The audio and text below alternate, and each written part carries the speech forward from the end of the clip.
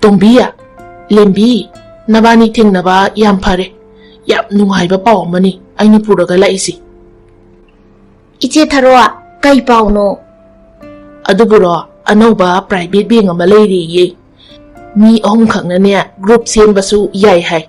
Aduna aikoi hom chap sari. Iche Tharoa, Paishabu kayam pi haige. Ho yam pi ye. Ado kaya no di khangre. Aina ne moigi sardo hayeng la oda na ne haikre. Lambi da thing na bani ngasai. Aduda aina pharaga hekta hangba. Ado hayeng la ani. Tombiya yam luba madi layriye. Kaidore Iche Tharoa? Ho aduburo moigi do sahi humpu heladi paisa pidi hainya.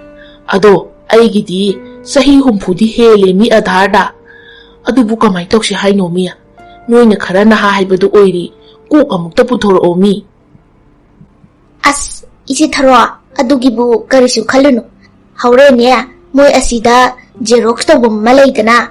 Maduda satlaga niya nangi adhar gi sahi do hekta niya yangkai manga na semdo urasi. Hoi pare adudi. Pare Iche Tharoa adudi niya haujikse paisa khomba lakpagi matamsu oire nang thokpa lotnaro hai. Hauren office timing loigrakanda thoknara asiko. Hoi noi thokpa lotnaro ai chu satle he.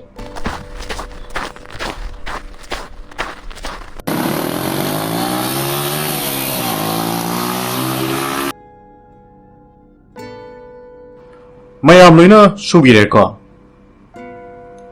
Oh, sure. Ima di sahibu yaram do mante ne. Akoi giti sahi humpu hengradi paisa pi debo. Ima bu sahi kya subirage? Ibunga. Humpu. O nate ibunga. Yangkai manga haige tauba. Sakse awaba na henmandana ne. Yam na ahan oina ubagi wani. Sahi di niya pangyam pontri da. Hoi, pare ima. Adubudi dokumenta loimak laibanina verify tawra loireda. Aduni ibungo. Haure ne imagi adhar si yengaga khangba haibaduni. Adudi hongnaba tawrsi taima. Itaimagi ming amadi kari sinpham paibirige haibado amta haibirao. Aigi ming na Tombi. Leipam na Kaisampat. Aduga isagi sahina nipu manga. Aise hauzik yumda duk khara sari. Itaimagay se yamna experience laiba marida. Atopa loan gadi lawde ko. Kaide no da sar. Amte lawde. Sar hogi sinanya ihan bani. Aina karbar macha ma tawbase khara chawthokna ba haidana sar hoigi se lawge tawjabane sar. Hoi. Itaimagi amung haibiro ming laifam sinpham loin suna haibiro. Sar, aigi nane lembi kaujaye. Ai hozik sahi nipu sure. Laifam di adum Kaisampat ni. Sar hoina mafam amadagi mi loina oigadabani haibanina. Ado ai hozik se hai achar khara sajari. Hai achar se dukan khudingi chatlaga thajari ye sar. Itaima hai achar sabasina tha amada rupa kayamukati sendong phangba ngamge. Sar, adugidi yam tongrajani da. Akhoina ne paisa thadaba ngamdabagi wani. Aduna sar hoidagi paisa se lautharaga ne aigi karbar se khara chawthohangi haiduna tawbani sar. Itaima di atop amta lawde ko. Lawde da sar hoigi sina ihan bani. Hoi. Adudi ima haidora itaima haidora gyan ga tadre tawise. Imagi amung haibiro adudi. Ibunga imagi mingna Tharo. Leipam di ne Kaisampat. Sahi na ne yangkai manga. Aduga ne ima se hauzik singju khara yoli ye ibungo. Pare adudi itaima hoigi che jamsu loin lairabanina. Ai office yauraga itaima hoigi paisa se lawba yagani natraga yaroido ai phone tawraga soidana haijarage. Yam nungaijare sir. Sir na ne yanaba khara amata sinbiyu ko. Fare fare ai chatlugi adudi.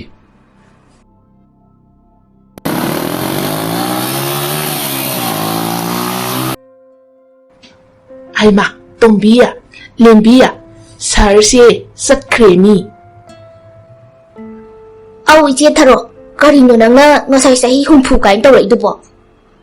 Soiri ni he nangbo, ai suneya, jinsi de hek tungaga lekhiba haibaduni. Ado, akoi ahumgi sibu asigi private bank simaga yauradi punna kayadi surani tawrise. Iche tharo, punna tarani thoidi suramani. Hapta amada numit tarukni leibase. Sidane nongmada ani ne leirise. Adugane sagol sen numita ama khatang oidana asimaga hapsaladine.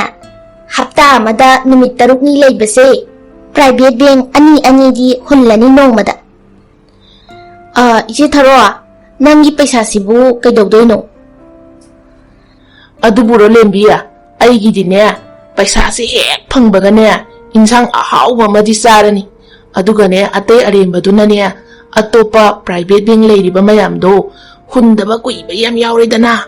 Aduda khara amuk pirani. Ado nangina mu kaidogdoiba. Iche tharo, aigisu iche tharo ga chap mane. Isa nupina ne magi phone leidedana ne ningai tauri. Magi phone lupa 8,900 piba malai khredana. Adugane arembaduna ne atopa private bank hundaba mayam ama leibado madu hungedana tawbani. Ado Tombiya, nangina kari tawdoriba. Iche tharo, aidi kaishu tawroida. Rani pi phachab amta leige tawbani. Inaw nupigi luhongbada inge haidana. Oh, fare adudi iche tharo. Sarduna ne phone tarakpa ngairasiko.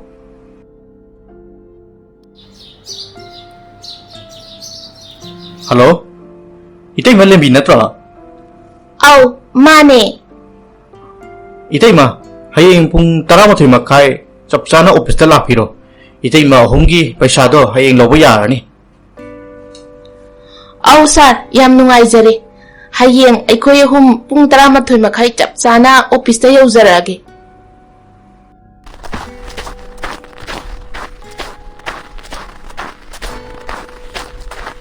Itay mo hila abo. As itay mo di pung chap chana he gyaurai he. Sir, aikoi di hayeng paisa hunba matamdasu pungse chap chana hungadawriba. Adunane lauramdaidasu chap chana laiba. Oh, fare. Itay ma Tombigina paisa se sida leire. Itay ma Lembigina se. Aduga itay ma Tharogi su sida leire. Yam nungaijare sir. Hunba matamdasu hayeng matam chan hunasi ko itay masing.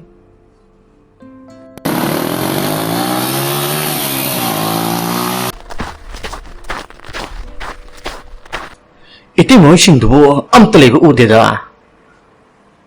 Ho sir, ako'y sida laye. Sir, lakpa ngairamini aikoi. O sir gi hapta gi paisado sida laire. Yam nungari itay ma. Matangdasu changana sumaina hunbiyo ko.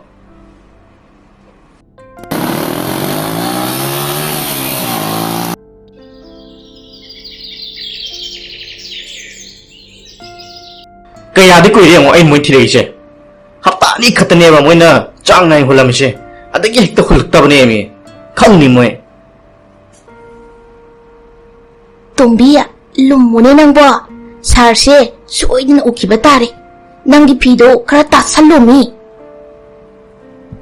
Hay nga mo, lakbahay ba ito ni? Nga sisu, una ba pang dera siya. Sa lagay nga sige di.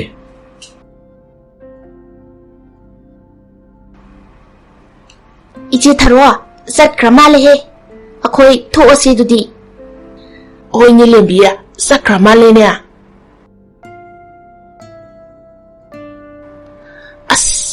Aso yam na private bank lawbase. Masigi sir sumain tawba amuk pau thengnadri ni nangbo. Ai di niya, mana ako'y koy thi basiday di kibana. ꯇꯣꯝꯕꯤ ꯅꯪꯗꯤ ꯀꯔꯤꯝꯇ ꯄꯥꯈꯠꯇ꯭ꯔꯥ? ꯄꯥꯈꯠꯇꯦꯗ ꯏꯆꯦ ꯊꯥꯔꯣ ꯑꯗꯨꯝ ꯍꯞꯇꯥ ꯈꯨꯗꯤꯡꯒꯤ ꯁꯨꯃꯥꯏꯅ ꯀꯣꯏꯂꯣꯠ ꯂꯣꯠꯇꯅ ꯂꯩꯔꯁꯤꯗꯕꯨ ꯀꯩꯗꯧꯖꯔꯨꯅꯤꯒꯦ ꯃꯣꯏꯅꯅꯦ ꯄꯩꯁꯥ ꯄꯤꯗ ꯌꯥꯗꯦ ꯍꯥꯏꯔꯒꯅꯅꯦ ꯑꯩꯈꯣꯏꯁꯦ ꯊꯥꯡꯉꯒ ꯄꯨꯔꯣꯅ ꯍꯦꯛ ꯍꯥꯏꯕ ꯇꯥꯔꯦꯗꯅ. ꯍꯣꯏꯁꯦ ꯍꯣꯏꯁꯦ ꯐꯔꯦ ꯉꯁꯤꯒꯤꯗꯤꯅꯦ ꯑꯣꯐꯤꯁ ꯃꯇꯝꯁꯨ ꯂꯣꯏꯅꯈ꯭ꯔꯕꯅꯤꯅ ꯅꯌꯨꯝꯗꯅꯦ ꯅꯪ ꯊꯣꯛꯄ ꯂꯩꯅꯔꯨꯔꯣ. ꯍꯌꯦꯡ ꯃꯇꯝꯗꯣ ꯌꯧꯔꯒꯅꯦ ꯑꯃꯨꯛ ꯂꯣꯠꯄ ꯍꯥꯏꯕꯗꯨꯅꯤ.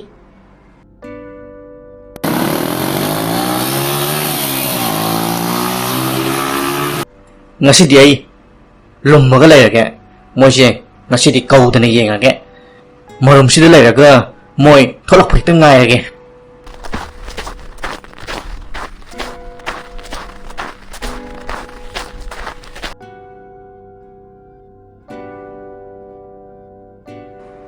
Ise tharo ngarang anauba bengtugi sardona hairambado ngasi lakani haiba natro. Au manine Tombiya adudi aikoi lotnaba tawrasi.